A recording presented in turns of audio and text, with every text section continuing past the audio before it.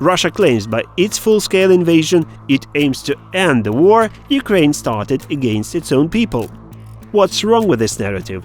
Let's find out the truth.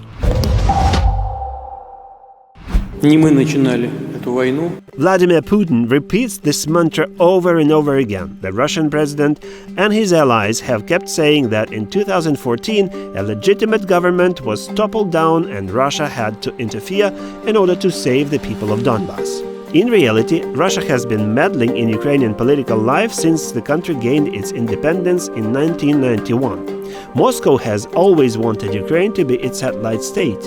In 2013, the people of Ukraine raised against corruption.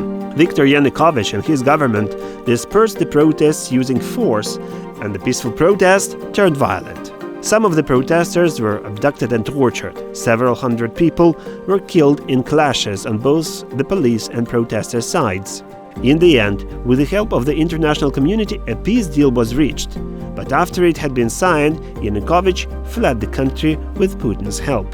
In February 2014, the Russian military without insignia started blocking Ukrainian military bases in Crimea, and later they seized the peninsula.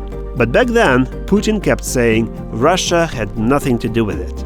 Later, Putin will publicly admit he did militarily capture Crimea. За спиной сил самообороны Крыма, конечно, встали наши военнослужащие. In the spring of 2014, Putin begins a covert military operation in the east of Ukraine and in the south of the country. And again, the same old song. The Russian army is not involved in it.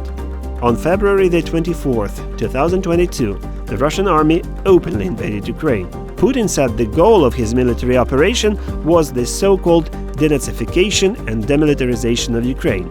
The vague definitions suggest Russia's goal was to topple down the legit Ukrainian government, a second one widely elected by the Ukrainian people after 2014, and a demilitarization aims at preventing Ukraine from joining NATO.